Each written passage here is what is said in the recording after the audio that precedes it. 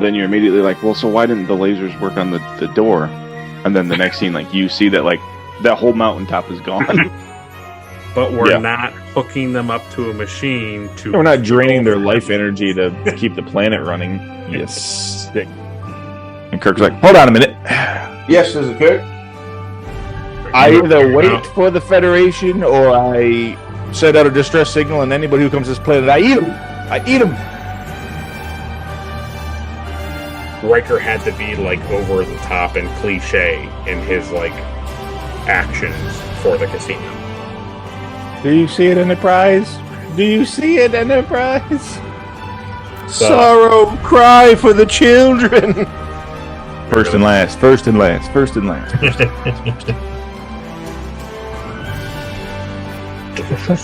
Delicious. All Sarek does is goes like this. And Yeah, he knocks his hands away. And then the Tellarite's like, ah!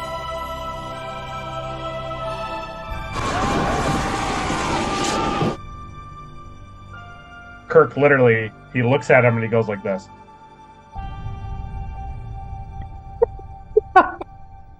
Program complete. Enter when ready. Welcome back to another Retrek review, where each week we talk about Star Trek. And this week we're talking about Season 3, Episode 8 of Star Trek The Next Generation. And that episode is entitled The Price. It originally aired November 13th, 1989. It was written by Hannah Louise Shearer, who had also written When the Bow Breaks, an uncredited rewrite of Coming of Age, Skin of Evil, We'll Always Have Paris, and she did the story of Pen Pals. It was directed by Robert Shearer, similar sounding last name but spelt differently. He previously directed The Measure of a Man and Peak Performance. The synopsis for The Price is: the Enterprise hosts negotiations for possession for the only known stable wormhole. We had some guest appearances this week. We had Matt McCoy as Devanoni Rao. Matt McCoy, character actor in a handful of different things, but probably the most noteworthy thing that he has played is Lloyd Braun in Seinfeld, and that is the Serenity Now guy. You know what else he was in? He's probably in something I didn't think about. I think I've referenced it on this show a few times, or maybe just to you in general, but there's a movie in 2006 that... Oh, no. There's a reason that I hate Windows at Night, and that movie was called Abominable. I see. He's a handicapped guy in a cabin for the weekend, and he sees this like Yeti kill these kids next door, and he's like trying to warn them about it. Yeah, it's a good movie. It's a really good movie. Yeah, so there's a scene where he looking out the window with binoculars, and he sees like people being murdered. And then he looks away, and then when he looks back up, the like Yeti's face is right in the window. And I watched it as a kid with my mom, and I have been terrified ever since. So that's hilarious. And next is Elizabeth Hoffman as Bhavani, a character actress. According to the internet, she's most popularly known for the drama series Sisters in the 90s. Sisters TV show. But other than, being on things like Matlock, Stargate, Little House on the Prairie, things like that, I think everybody would remember her as Grandma Ruth in Dante's Inferno, who boils in the lake as she's saving the children. God, yeah, nice. Yeah. Then we have Castulo Guerra as Seth Mendoza. Interestingly, while going through everybody's filmographies here, I came across the fact that he voices Samir Duran in a StarCraft game, which I thought was funny. He also is in he's in a film called Nuts. Is it that squirrel movie? No, I've never seen it. It's like a Barbara Streisand movie about basically trying to declare somebody mentally incompetent or something. I've never seen it, but he's in it, and then also so is Elizabeth Hoffman. So But Castello here is also in Terminator 2 Judgment Day as Enrique Salcida, who is I don't know exactly what you call him, but he's like the smuggler character that Sarah Connor knows on like the edge of the desert. Oh, And they like hold up there and get guns and do all this stuff. And cool. yep. Then we have Scott Thompson as Goss. He's been in a lot of things. He's been in also a lot of police academies. I don't think he shared the same police academies as Matt McCoy, but probably the two things of note that I thought we would enjoy. I haven't looked up the film. I couldn't find him, but he's in Blast from the Past as Young Psycho, which I don't know who he is in that movie. But I would assume he's with the guys that are like worshiping the dad, maybe. I'm not sure. But he's in that, which Mm. is funny. But man, did it surprise me to see this. He plays Jason Preacher Rowe in the 1996 film Twister.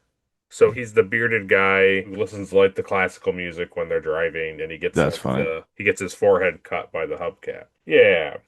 Then we got Dan Shore as Ardor. He's been in a lot of different things, a lot of famous movies like Air Force One, Tron, things of that nature. But probably most famously played Billy the Kid in Bill and Ted's Excellent Adventure. So that's pretty Oh. good. Then we have Kevin Peter Hall as Leor, which, yes, that's the tall guy. Yeah. He famously plays Harry in Harry and the Hendersons. Like, wow, it's coming full circle. Well, Yep. He also plays Big John and Big Top Pee Wee, but probably outside of Harry and the Hendersons, the most famous thing he probably plays in is the Predator. He plays the oh, physical Predator in both Predator, yeah. 1987 Predator, and Predator 2 with Danny Glover. So, Nice. That's pretty sweet. Did you know who was going to play the Predator originally? No. no, I don't. Jean-Claude Van Damme was originally going to be the Oh, Predator. wow.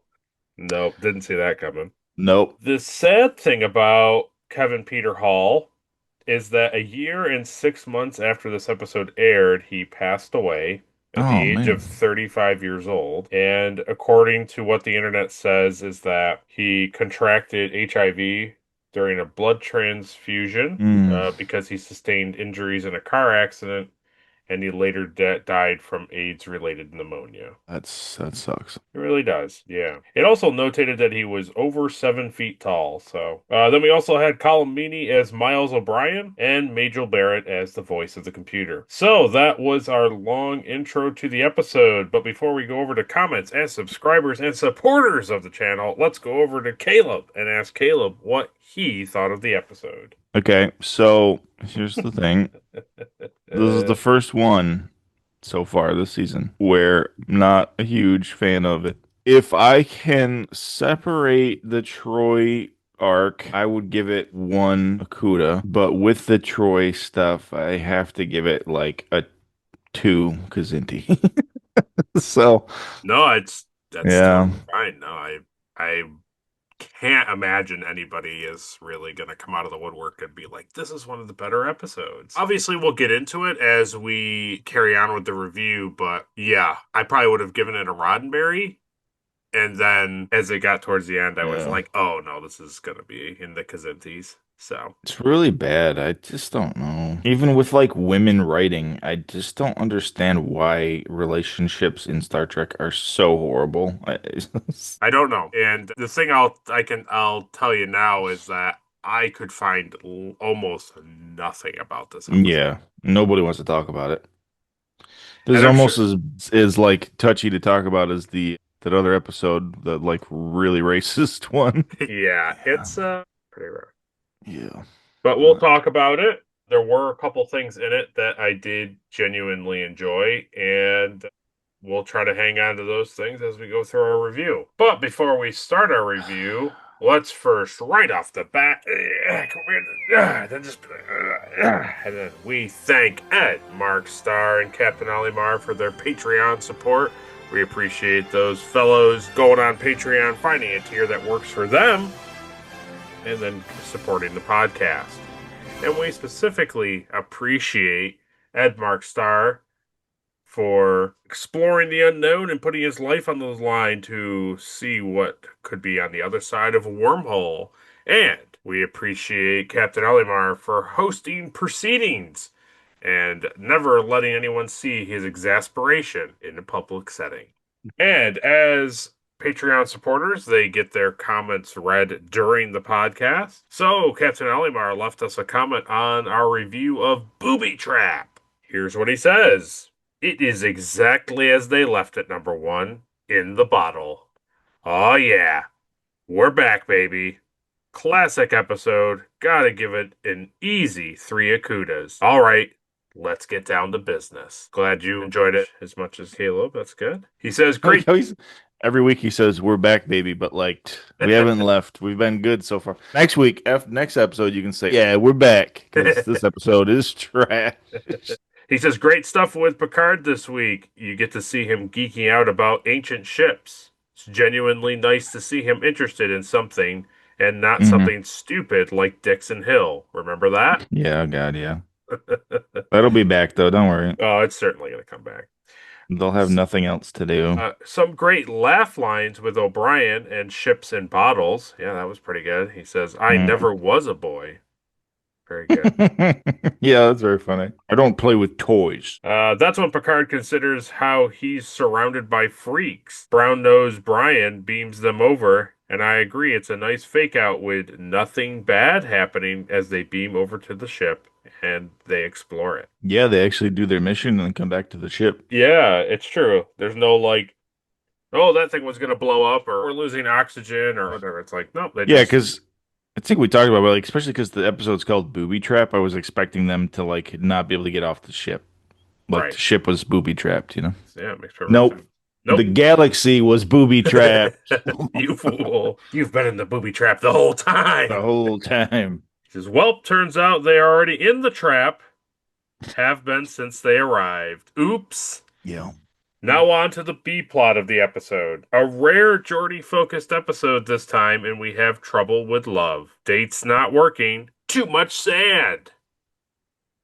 It's not real. Yes, it is. It's always real. Real in my heart. Geordie's got to save the day. Time to work out the problem. Computer plays pretty fast and loose with Geordie's words here to make Leah show up. Yeah. That 9.37% of Leah Brahms was missing must have been replaced by horniness.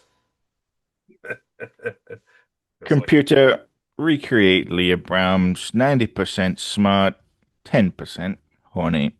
You got it. But only for me. Thanks, computer. Not sure Great. why you made that call, but all right. Seemed to make Geordie more responsive.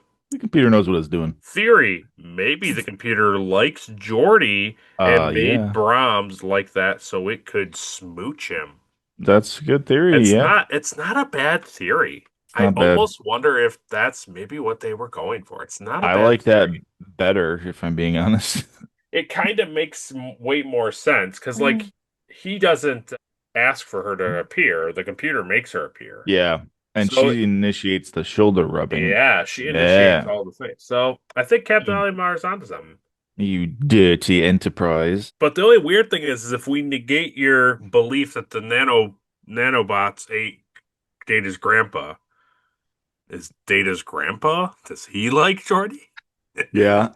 You know it. My He's- God. He says the ending of this episode, past all the love of archaeology and Geordie's love life problems, is really about how technology isn't as reliable as good old-fashioned human ingenuity. The computer would have never thought to use the asteroid for extra thrust. Even Data was impressed. This is True. This is a very 80s idea. Nowadays, it's Yeah. all about the technology. This is a writer not understanding what a computer can do. Nowadays, the idea that a computer can think and make decisions independently isn't even science fiction. Yeah. Geordie is hesitant to turn the ship over to fly all by itself without human command and would rather take the chances with Picard behind the wheel. It's a tale of man versus machine. Who really is in command of the Enterprise? Oh, and don't date robots. Yeah. Yeah, Yeah, that is funny. That is funny because yeah, like in this yeah. time period, everybody assumes that like computers are just glorified calculators. Right, exactly. Yeah, they're just It's like computations, no, machines. but isn't it crazy though how much everything is advanced since then? Like, even since like this, Yes. it's really crazy. I mean, even in the past couple of years, I mean, I've been seeing those videos lately where it was like this is what AI videos were in like 2024, and now like here's what they are in 2025, and they're like drastically different. It's like, Yeah, oh my God, it's learning.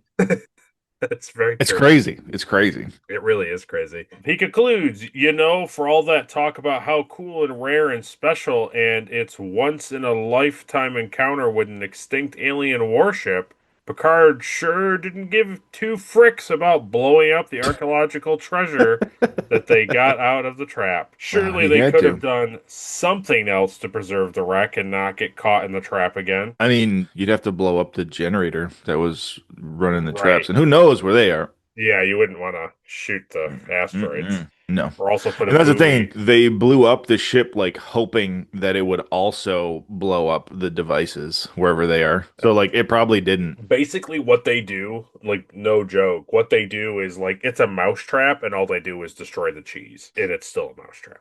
I mean, that's really all they do. Yeah. Good board game. It is a great board game. He goes on to make an interesting comment about it, though. He says that would be like if a guy died excavating the terracotta soldiers there, and you just Oh, dynamited everything in response. well. So that we could avoid the Pharaoh's curse. They opened the tomb and then all of the people who opened the tomb like died within like 3 years. Yeah. And then everyone was like, "Oh, it's a curse." And I was like, "No, it's probably just like all of the really bad stuff that's in the tomb, Yes. all the poisons and dust and formaldehyde and all the stuff they don't understand." Right, exactly. Yeah. He What do you then finishes with 10 out of 10 episode, 3 Akudas. He says, Popcorn to Leah Brahms. I could use more women like her in my life. Keep up the got? great work, guys. Yeah, I could You, use a holodeck. yeah, I mean, Captain Olimar, she's a fake lady. You don't want more fake ladies in your life. But the Popcorn Award was already awarded to LeVar Burton for this episode. So we Mhm. appreciate you pressuring Caleb, but the award has come and gone. Yep, you're late.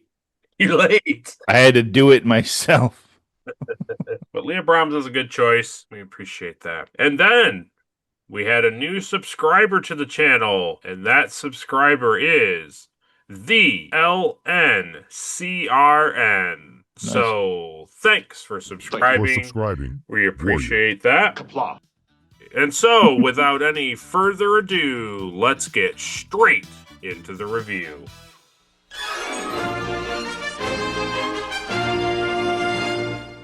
I thought it was kind of interesting. We see Troy walk into her quarters, and she basically asks her mail, which was an interesting thing. Yeah. It's foolish, but she's like, "How many dispatches?" And she has that thing asking, should they want to like interview her or have her discuss some sort of something. But then when the correspond, so this is an interesting thing. The computer says this thing that she has like a request for something from this documentation thing. And then it also says, well, you have like several or three correspondences from your mother, or communiques. That's what it says, communiques. And one, yes, great to have a reference to Loaxana. That's great. But I thought, wasn't it interesting that the computer literally knows who's sending you the things? Yeah. That's like going to Chat GPT and being like, call me Ronald McDonald. And then it's like, okay, Ronald, and it's like, and it goes through. So it's interesting that it doesn't just say you have three communiques from Ambassador Lexwana Troy. It Yeah. says like specifically, oh, your mom's calling, kind of a thing. I'll also play it for everybody here during the review. When the computer, who's voiced by Majel Barrett, says the word mother specifically, I pose, is there a interesting more emphasis on the word mother because Majel Barrett, Mhm. it's a dual issue there where she plays Loxana and she's also voicing the computer. So I wondered if there Well, was. yeah. What's funny is when I was watching this, I took my notes and I was like, it's funny that no matter what Troy does, like she has to hear from her mom. Yeah, true. I was like, she's very like, oh my God, my mom sending me stuff. Yeah. But then it was like the computer is also her mother. It's just funny, like not in universe thing, but Hmm. yeah, it was very funny to me. It is funny. And three communiques from your mother, and three communiques from your mother. Maybe they knew that. Maybe they were playing to it. Literally, there's nothing on it, so I don't know. I thought it was interesting that the replicators are sequenced to make healthy versions of foods. So it'll make an ice cream sundae, but it's like it's very nutritious for you. Define real. I thought that was pretty funny. It was pretty cool. It was pretty cool. Do you feel? But I'd like to, before you say your question, I'd like to Yeah. that it also said, well, if you want me to make it be terrible, like then you need to have access to change my protocols, and it's like I'll make it terrible. You just need to like tell me that I don't work within these parameters anymore. So go ahead. Yeah. Did you feel like she was in like a particular mood beginning of this episode? She seemed like really frustrated and like really burnt out from something earlier in the day. Yeah, I just felt like she was just in this like sour mood for some reason. And I thought like they were gonna play into that. Like it was gonna be a thing where like she couldn't use like her telepathy and stuff because like she was like upset or just burnt out. Something, right? Yeah. But it was just like, I don't know. It went away pretty quickly. Yeah, you thought it was going to be like Spider Sense's dysfunction where he Yeah, can't shoot his webs because it's all in his head. Yeah. that's so stupid. I just thought it was gonna be something, and it just was nothing. So Yeah. Well, you know what? That's kind of the whole episode. yeah, You think it's going to be something and it ends up being nothing. it's nothing. I mean, literally, even the plot is that too. So Yeah, I don't know. I thought it was absolutely insane that Picard says to her when he calls her down. So they're all in their uniforms, all of them, even Troy in her room. And she's like, oh, I'm not dressed for like hosting anything like that, being a part of that. And he's like, throw on any old thing. And they're all in their uniforms in the room. And I was just like, what? And then she just shows up in her uniform. And I was just like, what is this Mhm. line? What do you mean? Like, I don't get it. So it's like, am I supposed to believe that she's lying to Picard? That she's like underdressed in her quarters? And she's like, oh, I don't want to come to that because I'm not dressed. And we're Yeah, supposed to believe that she's like, covering it up. Or is it just like an insane thing for Picard to say? I don't know how to feel about it. So, I don't know. And then she was like, "Yeah, like I can't wait to see this wormhole." yeah, yeah, when she walked out of the room, yeah. Okay, then just don't go, my dude. Yeah. Hey, we'd all really like you to come down here so we can look at you. No. It was really weird. The whole thing Oh, was yeah. weird. It's just a way to get her there 100%. to see Dingbat, but like, so don't write her in her quarter being a sourpuss. Then I don't. It's There's a like you lot of write things. it's like you write yourself into these lines that are horrible, just like for no reason sometimes. Yeah, it doesn't make any sense. It's like, well, we got to get her to go there to see everybody. It's like, okay, well then just have her go down there like for the meeting. And like, well, we can't because she wants to be in her room alone. Like, well, then why did you make it so she wants to be in her room alone? We just want to show that she's in her room. Okay. What about this? You open up with her in 10th forward. No, in Yeah, 10th forward, where 10th. you open up with that and she's having the thing and she sees Frazzle face here and goes back to her rooms and she's all like worn out from being super socialized with all of these ambassadors and all these people. And she does like, okay, what she's checking her mail, like she's checking her messages. It's the whole Yeah. 80s thing where they come home and they play the answering machine. Where they're like, Hmm. okay, who called me while I was out of my room, And then she sits Yeah. down and wants ice cream, and it's like, okay, because she's trying to relax. Like, to me, that plays out way, way better. Way better. And just have Yeah. whatever his name is, Rigatoni, walk into the room and then her be like, oh, he doesn't have to be there when she shows up. Yeah. I mean, even simpler, just like have her go to her room to like change and then check her messages and they're from her mom. And she's like, I'll deal with this when I get back from the social gathering thing, you know? Yep, exactly. So we get to see a Barzan, which was kind of neat. I mean, she was relatively alien enough. That wasn't too terrible. Forehead prosthesis, but she had some sort of Yeah. mouth thing to help her breathe, I would assume. She has the things that doctors use, the stethoscope on Yeah. her mouth. Yeah. It kind of looks like the bit that they put in horses' mouths a little bit, yeah. Yeah, it does.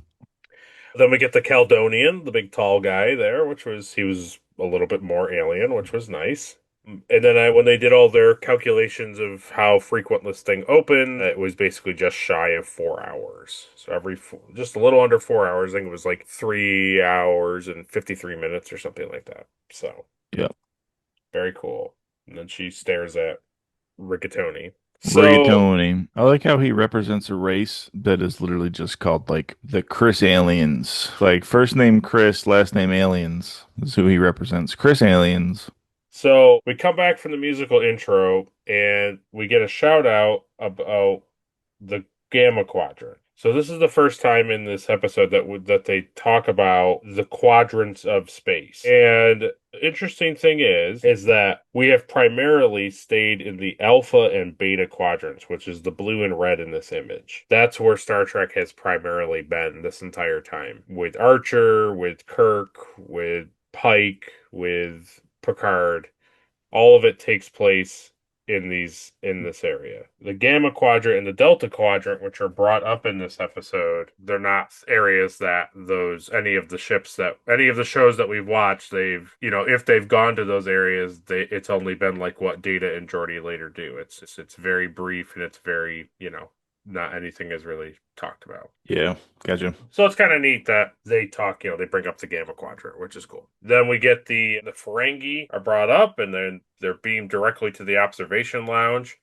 which I thought was kind of a funny callback to Captain Alimar's comment about, like, why don't they just, like, beam? Why do they always have to go to the transporter room? Like, why can't they just beam in where they want to beam in? And then here we are. And I thought Yeah. that's kind of funny. Yeah. He's what's his name there? Goss is very obsessed with where his chair is, which is kind of a funny beat, kind of. It's funny. Yeah. He's so worried about who's going to be getting his show. He's like, have your Klingon servant bring me a chair. And he's like, I'm the security officer. That was funny. Worf yelling at him that he was the security officer. Yeah, also the fact that when Picard leaves the room, he does that huge sigh, which was very good. Yeah, he's like, well, first of all, we only want one of you in here for the negotiations. And second of all, you can take my seat if you're so concerned about it. Yeah, yes, that was good. I enjoyed that. Then we cut to Troy in her quarters, and she's learning more about what's his name, Rawl there. So in his like data thing that she's reading, it brings up that he lived in the European Alliance, and I was like, what? It's like, so in the Federation, like, so Earth is united, but we still have like divisions on a united Earth. It doesn't, yeah, I don't get it. I didn't get it either. I think it's just word salad to be words. Mm-hmm. It's like they do this stuff because like they didn't think that you'd actually be able to read it on your TV screens back in the 80s, Mm-hmm. It's just like the proposal that they put up on the wall in the conference room. Oh, yeah. Uh-huh. Like, don't you read any of this? Sure, that means absolutely nothing. Yeah. And then immediately, he comes into her no, it wasn't the quarters, it was her counselor room. I don't understand this. He is so overly familiar with her so fast, and he caresses and harasses her, and she just takes it. I don't understand it. Like, it's a horrible scene. Yeah, it's really bad. She sees him in the ballroom, and then he comes in and basically assaults her for 20 minutes, and it's just the thing. And it's like, obviously we learn later that like he's also part Betazoid, so it's like he knew that she felt that way, but like the audience doesn't know that. Yeah. So instead of like piecing this all together one at a time, I think I'm just going to talk about it now so that we can get the majority of that out of the way. Yeah. I'll just note some things here in the future just so I don't have to talk about it anymore. There's another unwarranted kiss scene. He's a cringe kissing later with cringe dialogue later, which is awful. Yeah. There's that terrible close-up shot of him massaging her foot. Yeah, God, yeah. And I was like, what is this, Nickelodeon? Right, yeah. It's like, it's only against Marina Sirtis. It's not like I'm No, not it's saying just that. It's just like I don't need to see it. you know another And thing that really grosses me out is like lotion or oil being sure. applied to like a hairy chest. It just I don't need to Ooh. see it. I don't need to see it. I want it done to me, but I don't want to Yeah, see I love it, but I don't want to see it. it. Yeah, exactly. Even when I have it done like this. No, tell me when it's over. No. Yeah, Oh, and then well, I'll save the one part because there was a worth a discussion there, but all the cringe stuff is right. yeah. Their relationship in this episode has one topic that you're kind of like, that's an interesting point.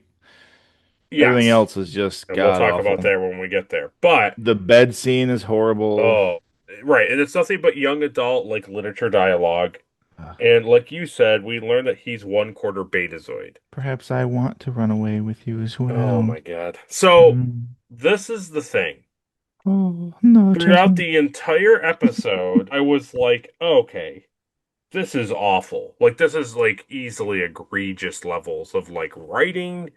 And like you said, he just straight up comes in and just basically sexually assaults her Yep. and harasses her heavily, like heavily. And she just takes it. And the next thing you know, she's like, ooh, a relationship. And they have like an actual, like something, whatever.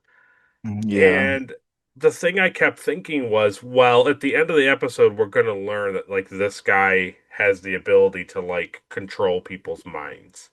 Like he Mm-hmm. can influence them in some manner and have like control over them. But what we legitimately learn, and when the end of the episode happened, and that was just how it played out, and that just literally kill me empty goodbye at the end of the episode. Oh, yeah, that was horrible. They want us to believe, they write this so that we're supposed to believe that Troy's human, quote unquote, human emotions, because Mm-hmm. apparently betazoids experience other emotions, Yeah. Oh, yeah. The other block three. out her empathetic, like empathic senses Mm-hmm. because he's so attractive. For romance. Yeah. That's what we're supposed to believe. Now, Because uh, he touches on the same thing later in the episode too, that like, well, I guess my human emotions blocked out, me too. no, it's such. I don't believe a thing he says at all. So, Right, right, right. like, he's not a good guy in this episode, and so it's one of those things where it's like I understand that sometimes when people get caught up in like romance, that like we make bad decisions. We, Oh, we absolutely. we don't see the red flags. Right, sure. So like I can let some of that stuff go. It's just one of those things where it's like she's like, "Oh, well, I can't like read your emotions because, I've never had that side of me like turned off before." It's like, Right, "Well, then shouldn't that be like a red flag? That, like something's wrong with this guy?" right. But the other thing is Yeah. too is there is no relationship. She literally sees this guy, can't stop thinking about him because he's so gorgeous. He comes to her office and then he's just like he just puts on all these heavy moves onto her. And instead of her just being like, okay, like, no, Mm-mm. we're just supposed to believe that she's so enraptured with the guy that It's all of just his physical advances are exactly what she wanted. and as per usual, it's just bad writing for women, It's you know, horrible. because like she, Horrible. when he comes in like for a drink too, he like goes Um, to like touch her, kiss her, whatever, and she like turns away from him. yes, yes, And then he's like, yes. "Oh, I'm sorry." And she's like, "No, I don't, it's, He's it's me. Like I can't. I am he's afraid of letting go of my emotions." It's like, oh my God. he says, "Am I going too fast?" And she goes, "No, Oh yeah. I'm going No, too I'm fast." going too fast. Like, shut up. Shut up. So, and then we get that just god awful. So, here's the thing. I know I say this a lot, but so I like seeing them do like normal things on the Enterprise. I like seeing that they have like normal Yeah, yes, human things yes, on the ship. yeah. So, like her and Beverly Okay. doing yoga is like, okay, that's interesting that like there's a gym and this is like a thing that this is like a routine that they have planned with each other. That's great. Yes. I like that. I like that Yes. that's a thing. Yes. I don't need really to see like an extended scene. And it's so very clearly obvious. They're like, hey, let's put a giant mirror up Yes. and we'll have you guys work out in front of this mirror and like bend over and stuff. It'll be really cool. And then you can just be like teenage little girls and like stretching and being like, oh, well, but it's fun to be in a crazy romance that I don't know. It's just crazy. Yeah. It's like, well, Yeah. that's the fun of it. And we'll I was mention in love like once too, and she's like, oh, with your husband? Like, no, no, some guy. some man for a week. Like, dude, that Yeah, scene's bad. well, That the scene's funny bad. thing is that you brought it up. That literal scene is like a meme now in Star Trek. It's known as like, Yeah, I mean, it's really bad because they have those terrible outfits on they're horrible. and they just do like gratuitous stretching Hmm. and weird scenes so that all of these people that just want to see So two women touching stupid. each other and like doing weird poses. It's just it's terrible and it's awful. And I understand what you're saying. I get like seeing them Yeah. have like lives outside of their careers is nice, and I agree with you. Like if Troy would have came in and said, "Oh, her line, I'm sorry I'm late. I just been, Right, involved with whatever his name is or whatever." Like, okay, right, great. And then cut the scene there. I don't need to see them have a conversation and also like work out in front of a mirror. right. I also think too you could probably stomach the scene a little bit better if there was like a group of people and they were going to like some workout class that was on the Yeah. Enterprise. And she comes in and she's like talking to Beverly like quietly, like to a side to her instead of like I don't know. It's just these two grown women's just being put on display for gross reasons. I mean, it's It's just it's weird too because like Beverly has a pretty good role like on the show. right. I know, But I know. Troy, like this is how they write Troy. They write her to say nonsensical lines that everybody already knows. Right, And then when they actually give her stuff to do, it's sexualized. heavily It's sexualized. so stupid. It's really bad. And I was watching Gates McFadden in that scene specifically because, like, Marina Sirtis just, I think, was just happy that she had something to do. So Yeah. she was just playing the part. But I was looking at Gates when she was Yeah. stretching and stuff, and literally looks like Gates is not, Not thrilled to be doing it. is just Yeah, doing it, because she's just getting her paycheck that week kind of thing. well, because that's like now they're sexualizing her, and it's like why? Yeah. Just so I don't know. It's just so terrible, and I don't get it. I honestly don't get it. And it's not like I know the '80s were not great with sexism and like all that stuff and like sex cells and all that nonsense. But it's like I don't know how you as a writer write that you're so entranced with an individual that nobody acts like that. Even the Mm-mm. people, even if she was just like, oh my god, that guy is so hot, and he came onto her. Like, there's a couple barriers that most people have to get through before you just let them do whatever they want to you. I don't know. So it's terrible. It's easily one of the worst things that we've seen so far. Even almost going all the way back to season one. It's really egregious, and It's bad. It's I really bad. I could not get over the fact that the guy that we're just led to believe that she's just so attracted to this guy that she can't think clearly. Like that's what we're supposed to believe is the reason why. Is that's not how women act, Will? That's not how women aren't just like ditzy and just obsessed with like men like that. I don't That's news to me. Hmm, Hmm. Interesting. painful, painful. Yeah. So anyway, sexual harassment happens. We move on to the next commercial. Yeah. Let's hope we don't talk about it again. So, No, a God. 100 years. I thought it was interesting. 100 years at Warp 9 to travel to the other end of the wormhole in the Gamma Quadrant. That was pretty cool. I like that. Yeah. That was neat. Riker really made me laugh in this scene where he really enjoys being overly smug because the Federation, like, guy representing the Federation there, Mendoza, was like, "Ah, you would be very good at playing poker, Commander." And he's like, "Poker? What's that? I don't know what that is." And I was Is just that like, some sort of game? Is that some sort of video game? what's that? And Oh. then Picard's like, ah, yes, oh yes, Rick is a master at playing poker. And Riker teaches classes weekly on poker. made me laugh. Perhaps he'll teach you if you don't come down with some Ferengi sickness. If I tell you, don't shake hands with a Ferengi. Yeah, no kidding. Here's an interesting thing that they bring up, and they don't talk about it at all. So I was like, what? Question mark? It's mentioned. I think Data says in this scene, if I'm correct, he says the Barzan do not have manned space travel, so they sent the Hmm. probe into the wormhole instead of people. Okay. And I was like, so So they're why are we? still warp capable? Like, how is the Prime Directive not violated? No, no, no. It doesn't matter, Will, because they're trying to sell a wormhole to space people. So you can talk to them now if they're negotiating. Yeah, I guess. I guess if they're able to communicate with space, you can't shut Their them all. probes go warp one. So there you go. Yeah, I guess. Yeah. So, we talked about it off camera that you were like, how is this money thing a thing? And I think other than the Ferengi offering them gold, because they still work in an economy where they still work on money. I think really what we're supposed to take away from is each place is offering technology and manpower to set up something that would monitor and control the wormhole. Like essentially set up a station and be like a gate to the wormhole.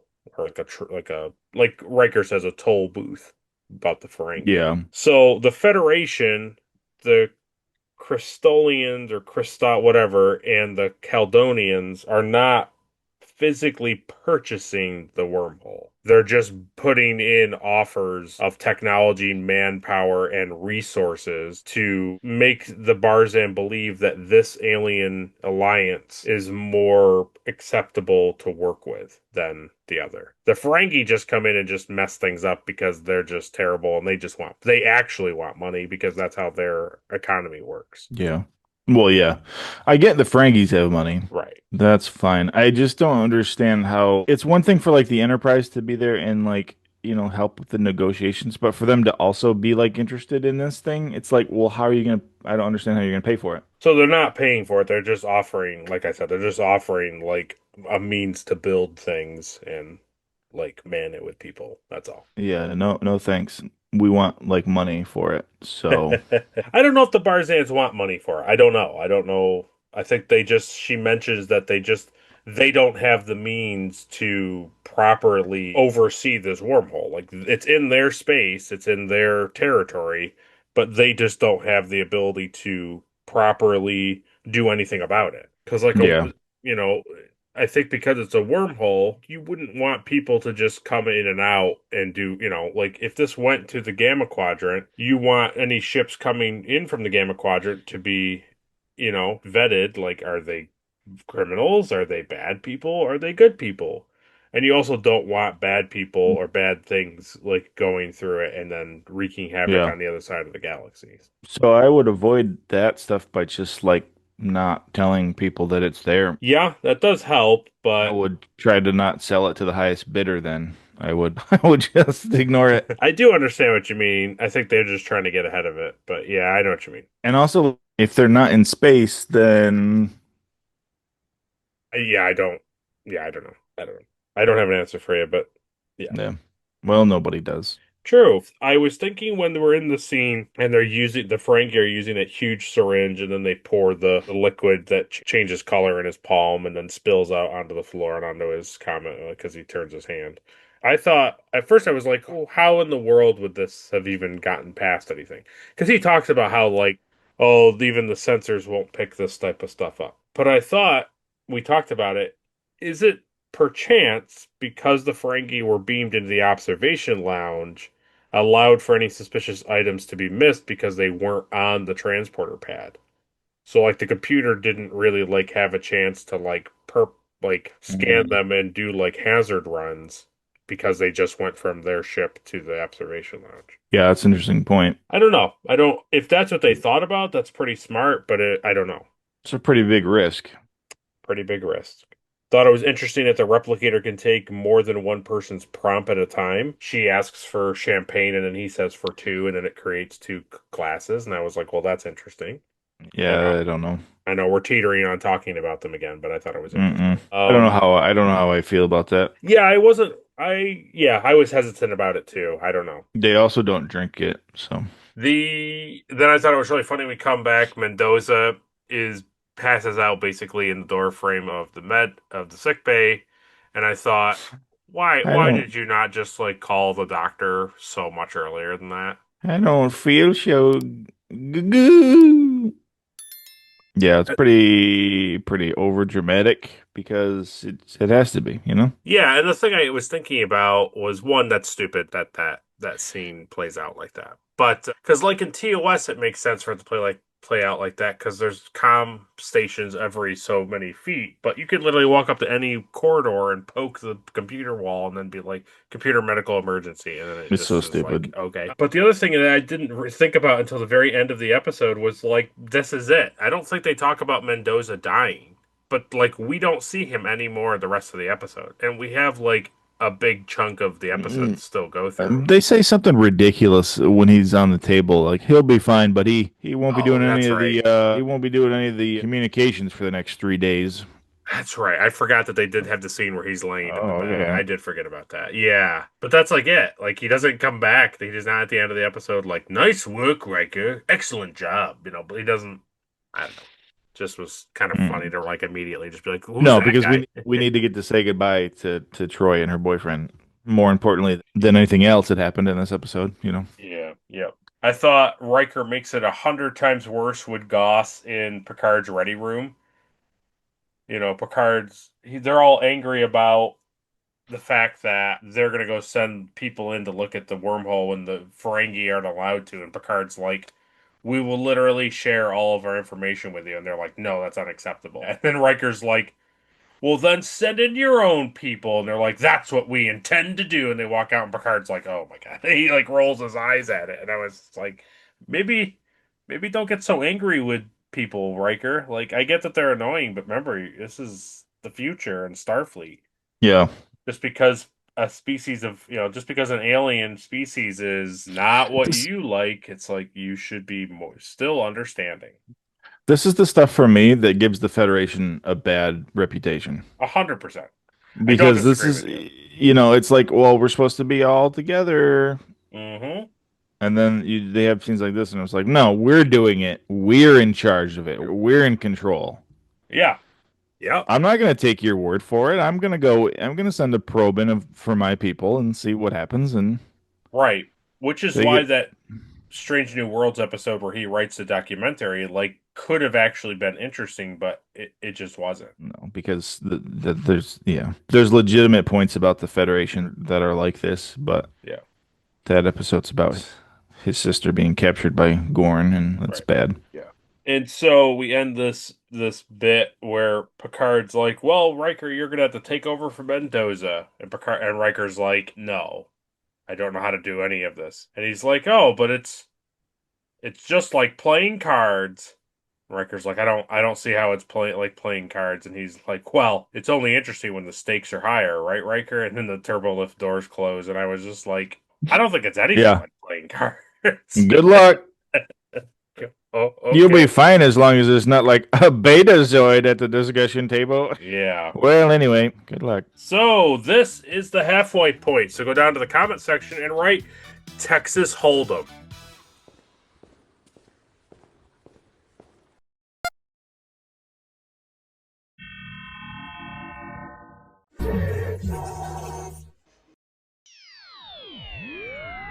Yeah, so we come back. I thought entering the wormhole was kind of neat. I liked that. That was cool. I enjoyed that Data kept running a log as he was traveling through. He's like, we've entered the wormhole, and now we're seeing a different type of pattern. And it's like, Wesley's like, we can't hear him anymore. Yeah, that was cool. I like the scene where Jordy's like, I don't really love the idea of being stuck in this shuttle pod for the rest of my life. And Dave's like, don't worry, Jordy, you'll have me to talk to. And he's just like, oh my God. I thought that was pretty good. Yep. It is pretty Best scene no, of the Don't tip episode. your hat. You're tipping your hat. There's a point that they bring up here where Rawl is trying to talk about how the Federation is a terrible choice because I think at this point, he's already worked out the Caledonian people. They're like, no, we don't have the manpower to do this, and so we will leave. They're like, that seems strange, and it's like, well, we'd like your tritinium or whatever he says, and he's Yeah. like, we've already given that to the other people, and he's like, well, that's very fortunate. I'm glad that they showed that he was Betazoid before that scene to show like he's manipulating people. Yes, yes. I was like, okay, thanks for at least explaining that to At me least so that I explaining. know that he's a douche. He's just not a handsome fellow. What a disgusting race. But the thing that I thought was really funny was so right now the Federation and the Ferengi are technically, in a very technical sense, having an issue with the wormhole. It's like the Federation is really more like policing this part of bars in space Yeah. so that the Ferengi don't do something stupid. And that's fine. And it's not exactly Federation owned and Ferengi owned. But the thing that I was kind of laughing about was the fact that, yeah, a neutrally run wormhole, like he was suggesting by the Crystallians or whatever their names were. It's like, well, they're Hmm. neutral. They don't get involved. And we have all this technology and we've had 10 generations of peace. I was like, yeah, it'll never be an issue when another, like, hostile race shows up and they just want to, like, destroy things. And it's like, well, we're not going to get involved. It's like, that sounds great. It's like, oh, an invasion force is coming from the Gamma Quadrant. It's like, well, we'll let them right in because we're neutral. Like, what a great person to take sides with. You definitely Yeah. want somebody who's going to protect your planet, which is No, you why definitely want you're. some weak babies up there. Plus, also, like, they're not really, right? Because it seems like they're working deals already. So, yeah. Just made me fit because he was like trying to slam Riker about how the Federation is constantly fighting and they have enemies and all this stuff. And I was like, I get it. I get your point that like you're going to be siding with people who have enemies and they're constantly fighting. It's like, sure, but it's like, don't think somebody being neutral is also the answer too. Maybe just find somebody who has less enemies run the thing. It's stupid. And then Data and Geordi are in the Delta Quadrant, which was fun, and the wormhole was being weird. I thought that was good. Geordi can see all of the. Hey, man, this is about to collapse, baby. We got to get out of here. Don't We you got to get dare out of here. talk to us. Don't you shut up. I can see it precisely where I expected it to be. Yeah. Commercial break of we better get out of here. I like how his visor can see the changing fluctuations of a wormhole too. That's pretty good. Yes. Jordy's visors are like just, I mean, they're just mythical. They're just a Well, now mythical item at this point. I mean, now we're supposed to believe that now that it jacked into a tricorder, it has all of the abilities now. Yeah, it's got an upgrade. He's got tricorder eyes now. Did you at least kind of laugh when they're like, "Come on, it's you don't got 40 seconds. You got to go now." And they're like, "No, we're not leaving." And he's like, "Come on." And then he's like, "Forget it. They're idiots. We're doing it, Data." And then they go through, Idiots. and then Yeah, the that's pretty good. wormhole appears, and the They're like Ferengi. those Federation people. They get so scared at the earliest signs, and then the wormhole disappears. Like, Yeah, it was pretty good. I actually laughed. It was pretty good. it was good. Yep, best scene No. of the episode. Ah, Okay, now we're going to circle back to talking about the two of them yeah, because the yeah. conversation at the dinner table comes up. My notes I wrote down. Oh, it's their first fight, so I was happy to see that. It comes up that he's not doing anything wrong, I am also half a betazoid. right? And that he's 1/4 Betazoid, she's half Betazoid, and he's doing nothing wrong, and that it's just business, and it's no different than what she does.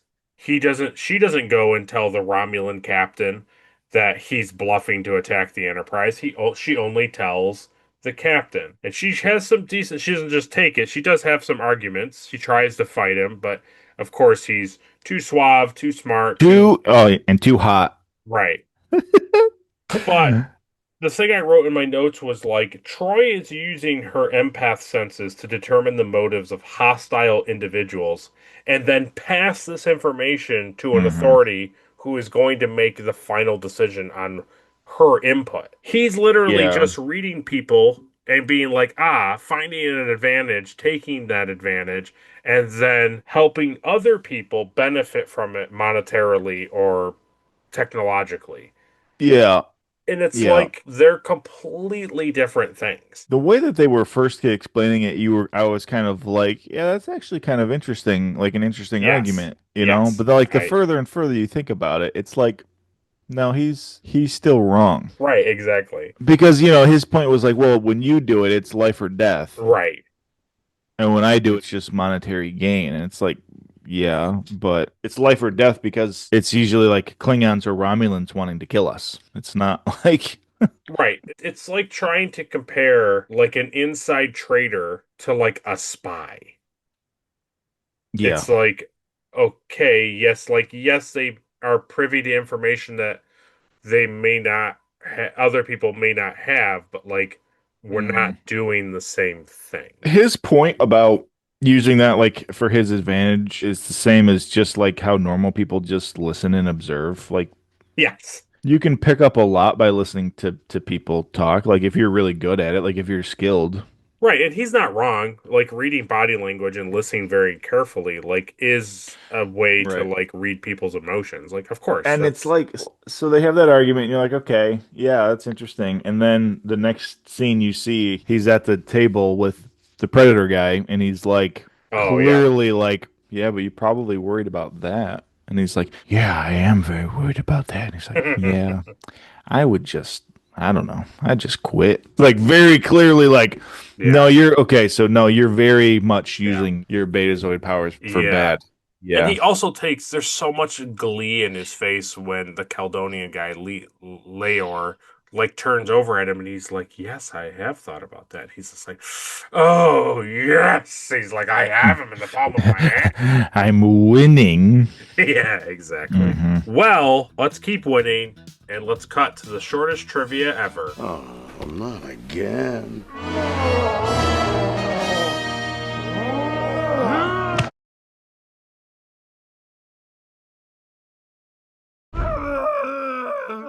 All right, now you're overacting.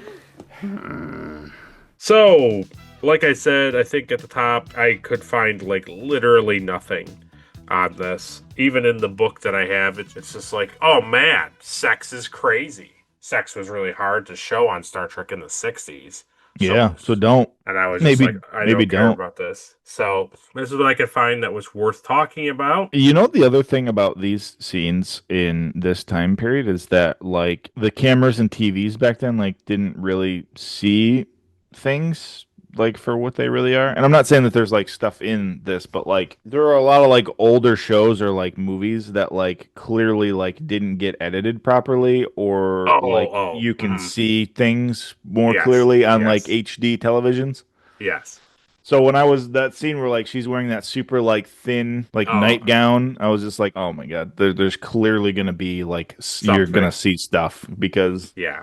that's how usually this stuff is. But It says Michael Pillar remarked, one of the best scripts we had. yeah, totally. I think if you listen to that show and don't watch it, you can really have fun with it. Oh my God, yeah, maybe. Yeah, I guess so. I guess so. He says, I Yeah, really thought it was a you don't have to see his disappointing. face. Yep.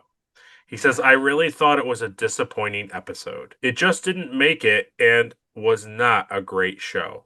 As far as servicing the character of Troy, it was quite a wonderful vehicle, and she was marvelous. Totally.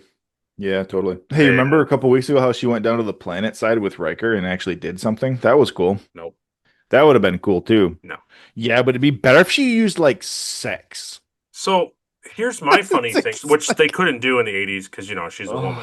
yeah, right. Here's the much better play out. She comes into the thing and Mendoza still gets sick, and oh, I don't know, Picard has Deanna run it. Yeah. And now it She's a becomes betazoid and they can use her to manipulate. right, and it becomes an ethics thing. Yeah.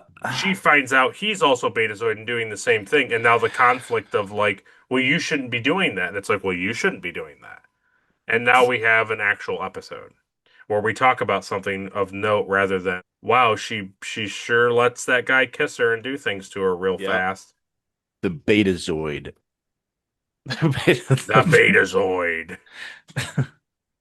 Then the last bit is prior to the airing of this episode, there was much hype about the scene in which Troy beds Rawl. Michael Pillar commented it was never meant to be outrageous television. We got quite a few letters from outraged people before it aired, but nobody wrote after it aired. I listened very carefully to those complaints. I think he's literally saying they showed the trailer for the episode and it was indicating that Troy and Raul were having sex and people wrote in like this Oh, is terrible that you're showing that they're having sex. And then yeah, he was saying from that episode forward he never showed like them on top of each other. Like she literally straddles him in one part of the scene and I think people yeah, yeah, oh thanks. I my children watch this show. yeah. We sleep in separate beds. Yeah. So he didn't show that anymore, but he did show them working out constantly. So, Oh yeah, no, so that's good. that's totally fine. Yeah, no, that's fine.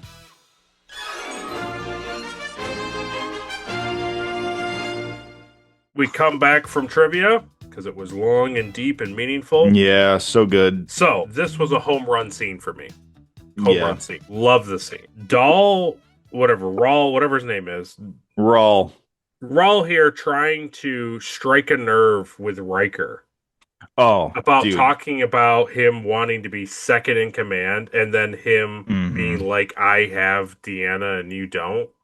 And the audience knowing that Riker doesn't care about those things was just amazing. It was good.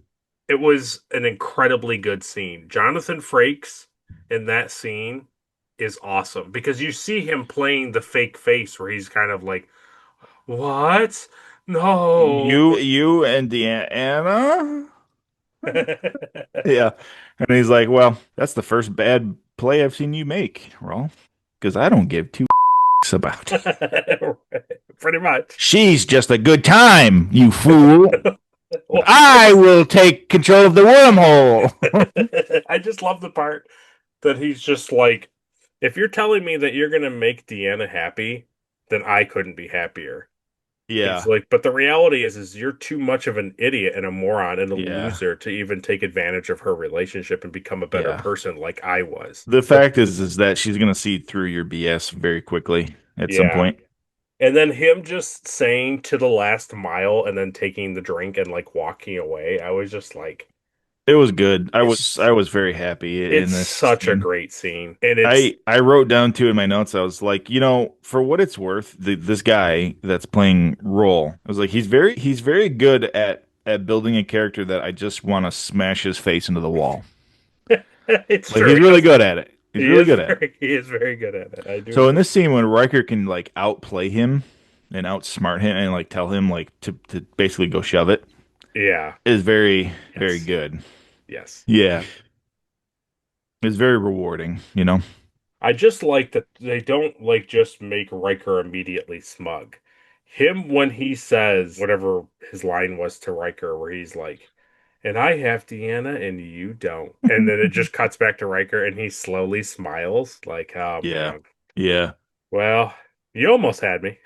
Yeah, I know. And the thing, what's fun about like Riker being like a poker player is like, this is a perfect like poker scenario where like you don't get distracted by stuff at the table. So like if you're distracted by Deanna, well, that's a bummer for you. I'm not. Yeah. I'm not distracted. It's like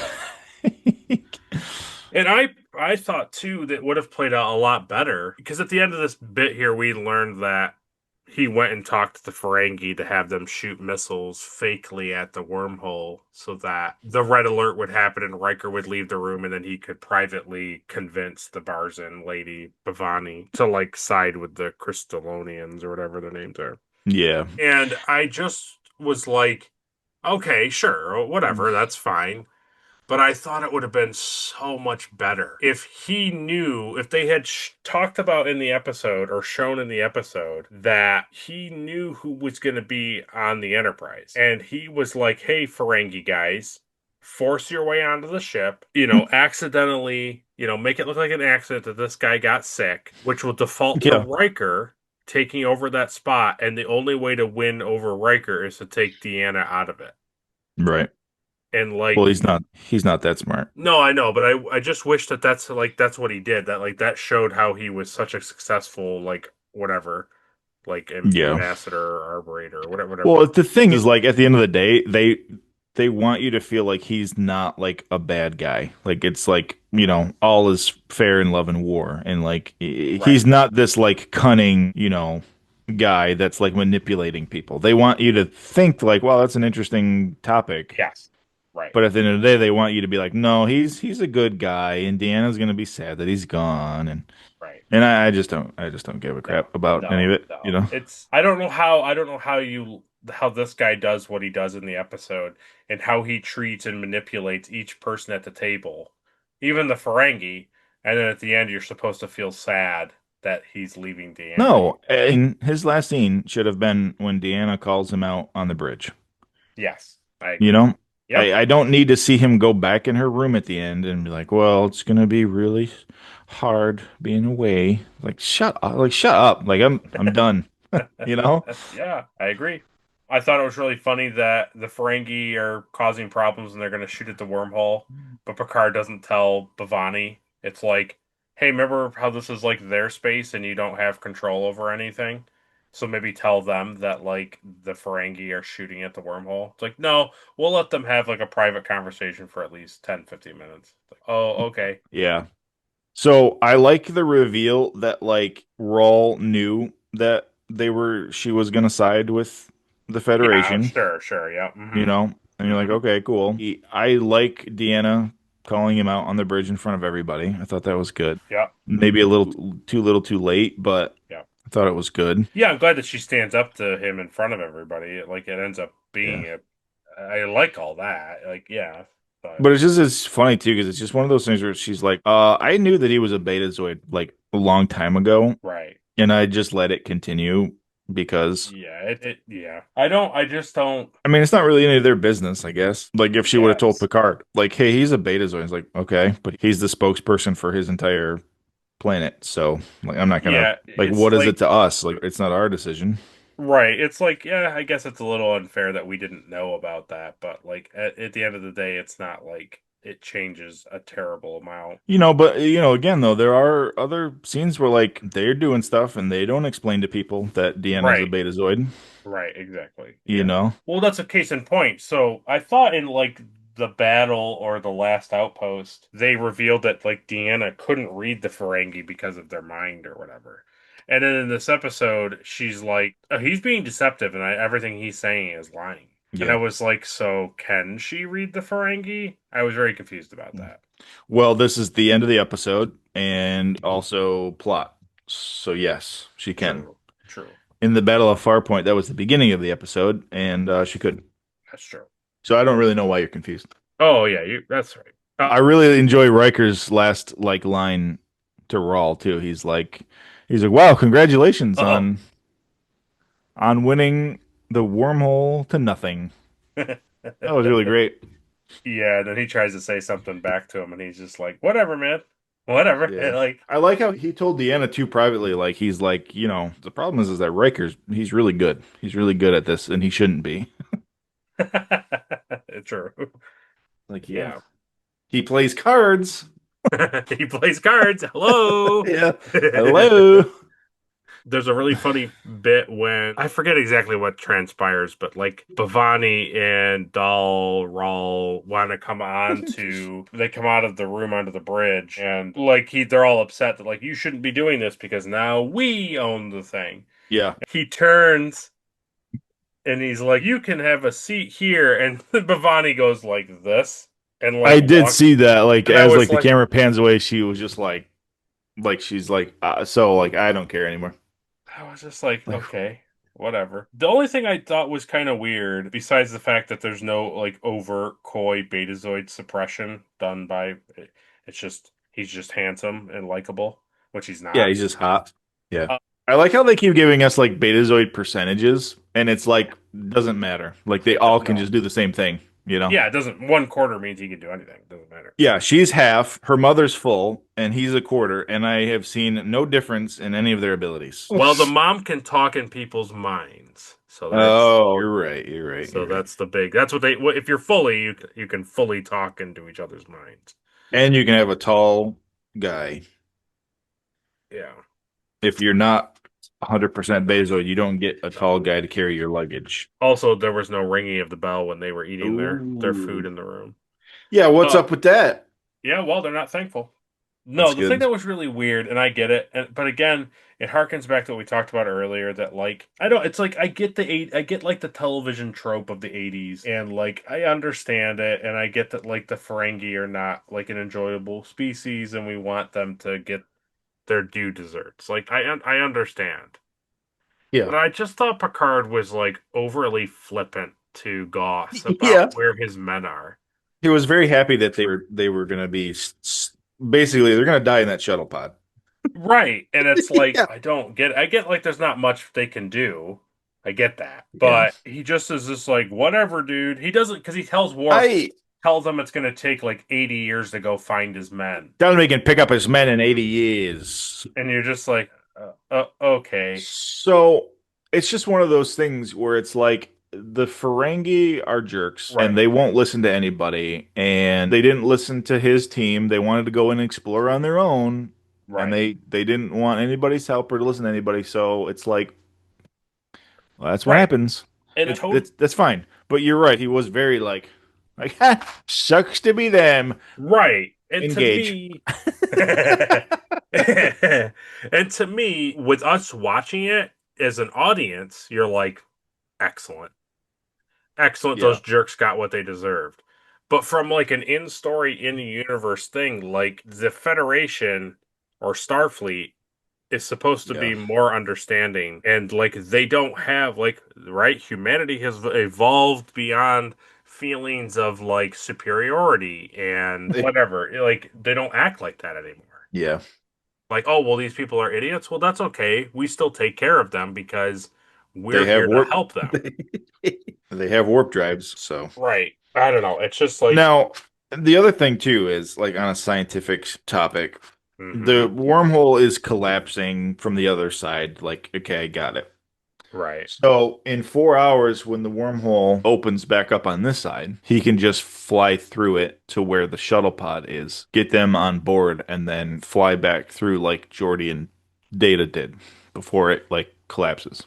So what we're led to believe is that when the wormhole appeared and the Barzan shot the probe through it, it went and scanned the gamma quadrant, and it was something. It was like the something arm of the gamma quadrant, and Picard was like, "Whoa, that would take like 100 years at warp 9 to get there in the Yeah. gamma quadrant." And then when they breach, when Data and Geordi and the Ferengi guys breach, They're they not in don't the right spot. they're not in the gamma quadrant, they're in the delta quadrant. They're in a completely different section of the galaxy. It's not even Yeah. like, well, they're a couple planets away or a couple systems away.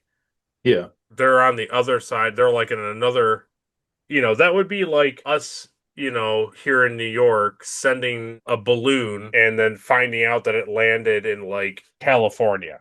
And you're like, wow, I can't believe that that happened so far away. That would take forever to walk to get that balloon. I can't believe our balloon even made it that far. And they're like, okay, Yeah. let's walk to California. And then they go to do that. They go to take the same path. And it's like, we're in China. It's that's how. So I Yeah. think what they're supposed to be saying is when in 4 hours, it's also because it's collapsing on both sides. It's collapsing Yeah. on that side and this side. And that in 4 hours when it opens back up, the other side may or may not be the Delta Quadrant. And if it is the Delta Quadrant, it may not even be in the same area. Okay. So it's like it's random, which is why Data's like you can't blame the Barzan because like when they sent the probe through, it's like the readings were they were right. The probe was in the gamma quadrant. It's just a wormhole. It's like it's not a stable wormhole, basically. Yeah. So right, yeah, that's true. And that's the other funny thing to me is like right off the bat when they're like, "Hey, this wormhole it opens up every 4 hours and you can travel through it, and we want to like sell it." Was like that's a really stupid idea to like trust like some space anomaly like for travel constantly. Like that's really bad. And they're like, yeah, and you know how wormholes are so notoriously not easy to like track and everything. It's like they're never stable. Yeah, it's really bad. So I don't know. Overall, like you said, the wormhole stuff is fine. Like that's not terrible. It's a little, conceited with the whole like we treat Ferengi terribly, even though we shouldn't as a people. And this whole thought of like bids and stuff like that. Like, I don't know. It's like, is that how the future works? Should it work like that? I don't know. But there is like 0.5% of the interaction with Deanna and the guy that's worth talking about. And that's their discussion of their abilities as betazoids or Yep. partial betazoids. And that's it. And I'm actually flabbergasted, and I wish I could talk to somebody like Hannah Louise Shearer or somebody and just be like, what? At no point does it make any sense. Even for people writing a thing where she's so entranced with a guy. Like Beauty and the Beast has longer scenes of her not wanting to be with the guy before she falls in love with like a buffalo monster. It's like we get at least more scenes of Yeah. her not liking him before they fall madly in love with each other. So I just don't get it. I don't understand it, and it's terrible. Yeah, it's bad. But don't go anywhere, because now it's time to do the thing that everyone's been waiting for. Caleb, Caleb, Caleb, Caleb. So, Caleb, who gets the Erica Ortegas Award for being the most unlikable? It's one of those things where it's like, I know that I'm supposed to not like Donald Roll, Well, yeah, you're right. but I think and I feel like I do this award way too much, but for me, it's like he's supposed to be the bad guy of the episode, Right. but Troy is worse because of her job on the ship, and she gets completely swept away with this thing, and it's like she negates like all of her personal duties to the ship because of it. And so for me, that's why she's the most unlikable this week. I can get behind that. I can get behind that. Yeah, I mean, yeah, I agree. Like you said, I think that he's an easy sell, and she should have. I mean, I don't want to say it because it sounds gross, but like, I just feel like she should have put up a fight. Yeah. The other annoying thing too about that was like every time she would like say no or turn away or refuse his advances, he was like, "Oh, so you're being Counselor Troy again?" It's like implying that like, "Oh, she only says no when she's on duty." Like, it's like, "Shut up, dude." Oh, you Yeah, never come out of your room because you're a counselor? Uh, yeah. I'm gonna say it now because I think it's funny. I was thinking what this episode really is with the two of them is insanity now, serenity later. yeah, Jesus. There it is. hmm Next is the Elizabeth Cutler Award for the most forgettable character. Worf or Wesley this week? Okay. I don't remember seeing. I think Wesley's just in the pilot seat like once, isn't he? He's in a couple shots. He talks about losing connection with Data. He makes a couple other remarks, and like that's it. Yeah. Let's do Wesley Yeah, fair enough. because Worf has at least has that one good line that I thought was funny. I'm the True. security officer. How dare you?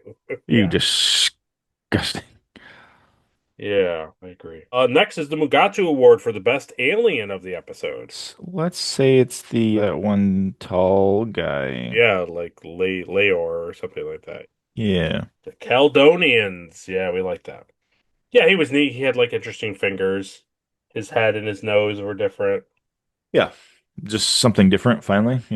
Yeah, something that has a little bit more of an alien vibe to it than just there's some ridges on their brow. Yeah. Or Next they is have some crap glued to their head. yeah, totally right. Next is the Trip Tucker Award for the MVP of the episode. It's Jordy and Data are the MVPs of the episode. Oh, okay. Yeah. Shuttle Pod 2.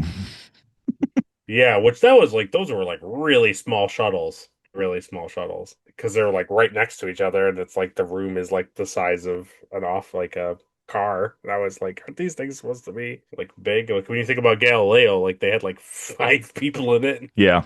No, I think they're the MVP for sure. Yeah, I like it.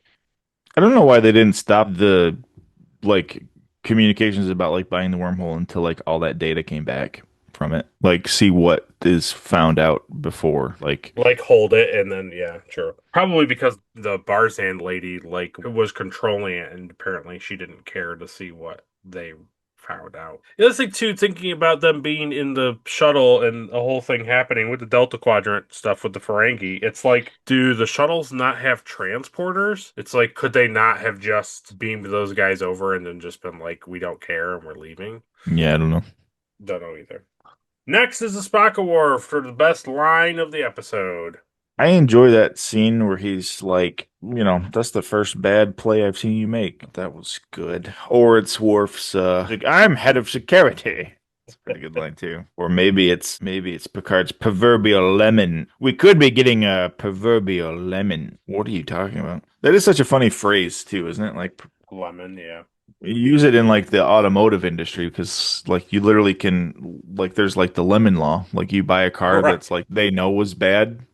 Right. And they sold it to you anyway, and it's like you can get your money back because it's a lemon. Yeah, I'm pretty sure if we went and looked it up, it's going to be like in 1870 when a man was was selling lemons. That it's like became a well-known thing that you check They your were lemons actually before you buy them or something. they were actually oranges. Right, exactly, exactly. These were limes the whole time. Yeah, let's do that. Let's do proverbial lemon. Ooh, I like it. It's funny to me because the funny thing about it is just saying that it's a lemon gets the point across, but him saying proverbial yeah, makes it sound like it's more of a like reference to something, but it's like it's not. It's yeah, just like no, it's just bad. Like it's pretty funny. yeah. You know what, Caleb? That's a great Yeah. quote. Thank you. Next is the Shran Award for the best action sequence. When the wormhole disappears Excellent. and the Ferengis were super surprised. Oh, yeah. I was really hoping it was going to be the foot massage scene, but Oh, no, I'm just sick of feet. just when I cleansed my mind of the Yeah. vision, yeah, the wormhole is a very good scene. I like it. Yeah, that's great. Next is the NX-01 award for some sweet ship stuff. I like the Ferengis gold. Okay, their satchel of gold pieces. I offer these.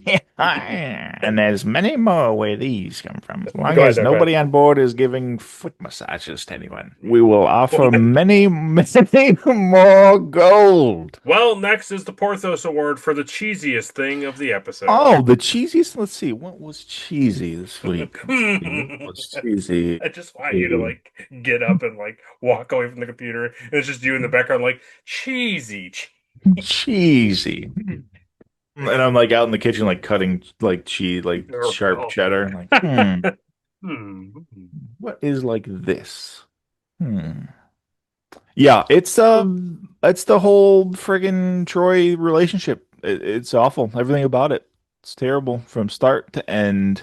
It's cheesy. It's cringy. I'm not here for it. So This whole thing about them two is what Archer didn't want if you gave Porthos too much cheese, which was farts and diarrhea.